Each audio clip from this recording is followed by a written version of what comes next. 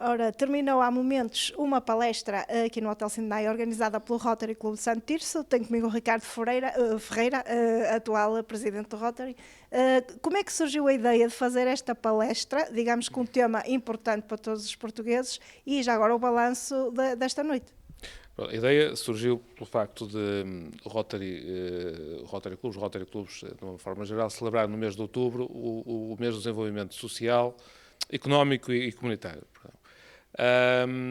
Nós pensamos depois em quem é que íamos trazer cá como palestrante. O professor Dr. Fernando Freire de Sousa tem tem ligações a Santo Tirso.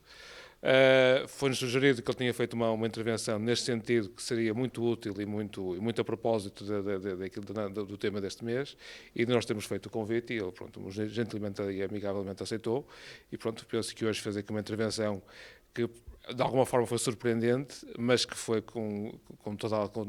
muito assertiva e que nos pôs todos aqui a pensar um bocadinho e etc. Portanto, no nosso país, efetivamente, tem muitos problemas. Alguns nunca foram resolvidos e nunca serão resolvidos, porque elencou aqui situações que se passaram desde há 500 anos até agora, e que Portugal continua na mesma situação. Portanto, a situação de uma economia ainda com base em dinheiro que vem de fora, e de Portugal tem sempre procurado oportunidades do dinheiro dos outros e não daquele dinheiro que nós ganhamos.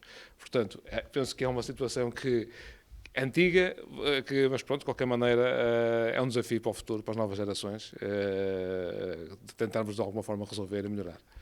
Se calhar esta noite falamos aqui para uma sala cheia, um tema muito interessante e que se calhar era bom sensibilizar, lá está, os mais jovens. Poderia ser aqui uma ideia, se calhar, para mais algum outro trabalho do Rotary, tentar chegar aos jovens com este tema. Sim, com certeza, penso que sim. Penso que é um tema muito útil. Falou-se há pouco da literacia financeira, ou da falta dela na juventude, e penso que o Rotary Clube de Santo Tirso, no serviço que faz à comunidade, penso que será um tema excelente para uma próxima atividade que nós vamos fazer. Obrigada. Passado então ao professor Dr. Fernando Freire de Sousa, foi aqui protagonista desta noite. O tema foi então a economia portuguesa, como estamos e porque estamos, e pelo que vimos, estamos mal.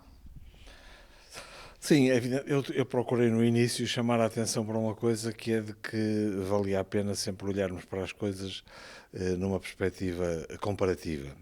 E a questão que se punha era se nós nos comparamos com os que estão acima de nós ou com os que estão abaixo de nós.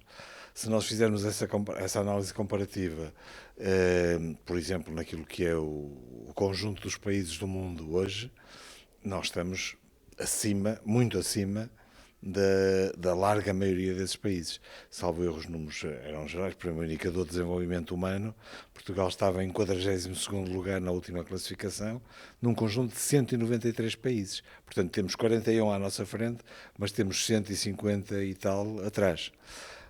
Ou seja, tudo isto é relativo. E, portanto, dizer que estamos mal nesta perspectiva, que há de dizer a Somália, não é? Nessa perspectiva. Agora, por outro lado, é evidente que, atendendo aos nossos recursos, ao nosso enquadramento, àquilo que nós temos à nossa disposição, em termos de recursos financeiros, em termos de recursos humanos e em termos de localização, apesar de tudo, geográfica, etc., seria pensável que nós pudéssemos sair um bocadinho de um círculo vicioso em que estamos metidos, que tem determinado que Portugal, neste século XXI, basicamente seja uma economia quase estagnada. E, portanto, sem revelar um crescimento económico que lhe permita criar mais riqueza e, portanto, distribuir mais riqueza também aos seus cidadãos. E foi um bocadinho essa a chamada de atenção que eu vim aqui fazer, mostrando como, por um lado, nós temos essa estagnação em cima de nós e como, por outro lado, as razões dessa estagnação são muitas, de muitos tipos. Umas são históricas, outras são mais conjunturais, outras são mais estruturais, mas são de muitas naturezas e têm dimensões que podem ser territoriais, têm dimensões que podem ser de endividamento, têm dimensões que podem ser mais produtivas, etc. E foi um bocadinho em torno de um conjunto de uma dúzia e meia de tópicos em que fui chamando a atenção para o que é que se passa em Portugal, no momento presente e numa dinâmica comparativa com o passado recente, o que é que se passa em Portugal do ponto de vista desse endividamento, do ponto de vista da complexidade da sua economia, do ponto de vista da demografia, do ponto de vista dos recursos,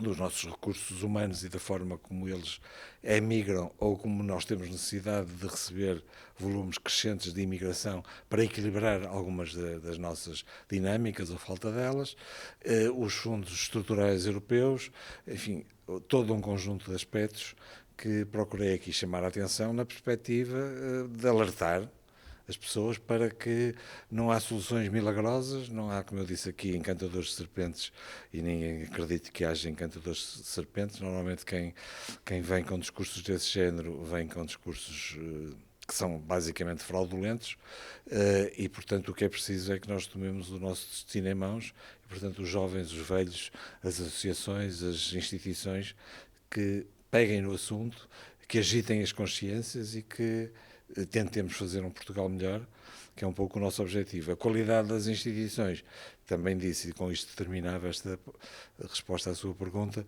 é um elemento importantíssimo porque o Prémio Nobel deste ano foi atribuído a 3 economistas que valorizam e que demonstraram cientificamente quanto a qualidade das instituições influencia o desenvolvimento económico.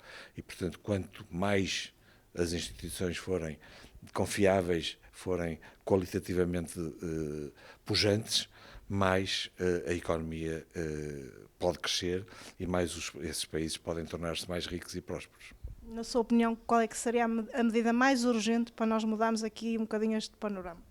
Isso já é entrar na tal ideia da bala de prata ou da poção mágica. Não há uma medida, há um conjunto de medidas.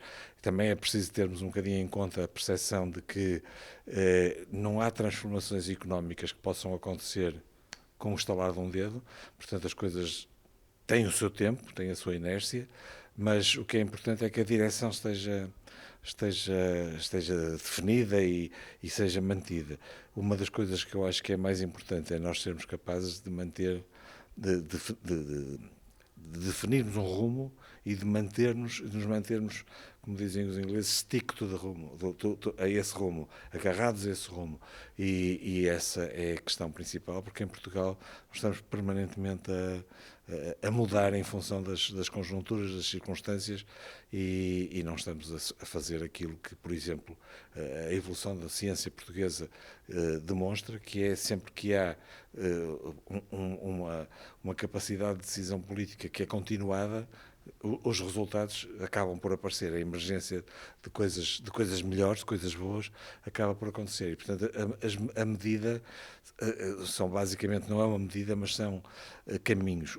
Definirmos um rumo. Outro, agitarmos as consciências todas. Todos somos precisos. São precisos estadistas, mas também são precisos todos os cidadãos, e é precisa a consciência dos cidadãos para agitar essas águas e conseguirmos fazer deste país um país melhor. Obrigada. Quem ouviu a sua intervenção parecia que a regionalização seria uma das soluções mágicas para o problema. Mas quando colocaram a questão de regionalização sim ou não, parece que foi um sim, mas...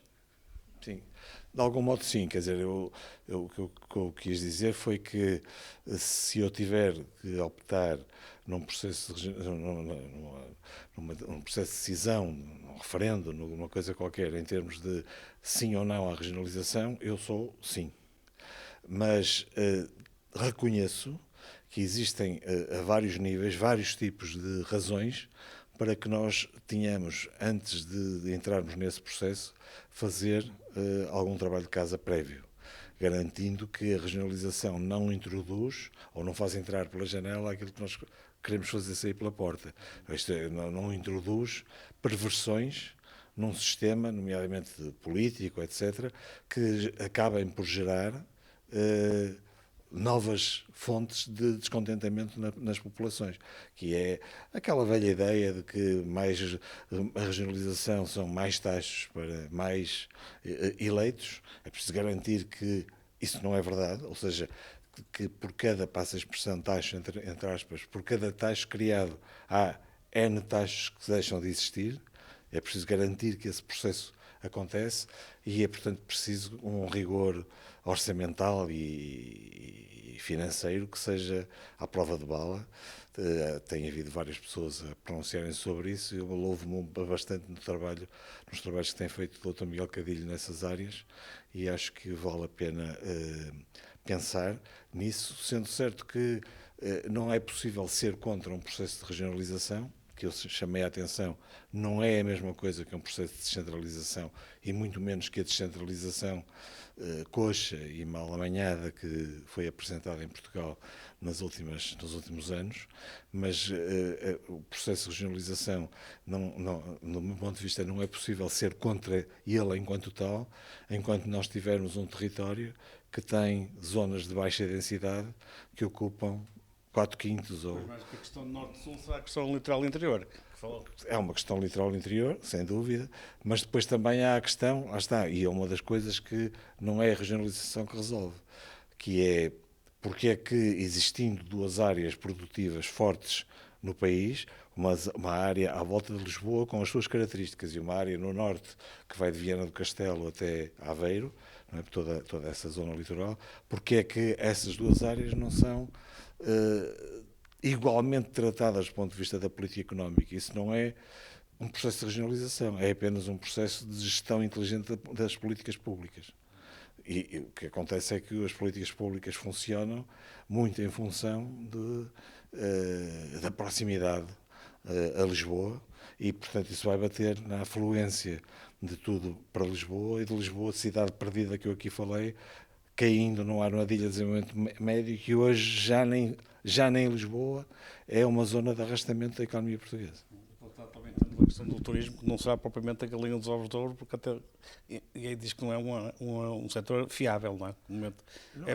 Fiável, não é não ser fiável, é que ele varia em função de conjunturas, mas depois tem uma outra característica que é um setor cujo grau de sofisticação e complexidade é muito baixo. E, portanto, é muito importante que a economia portuguesa faça um upgrade, que vá crescendo na sua intensidade de sofisticação e de complexidade. E o turismo não contribui para isso. E, portanto, eu acho que há uma dependência do turismo até um certo limiar, não importa dizer se são 10 ou 12% do PIB, e daí para a frente essa dependência transforma-se numa dependência perversa. Obrigada.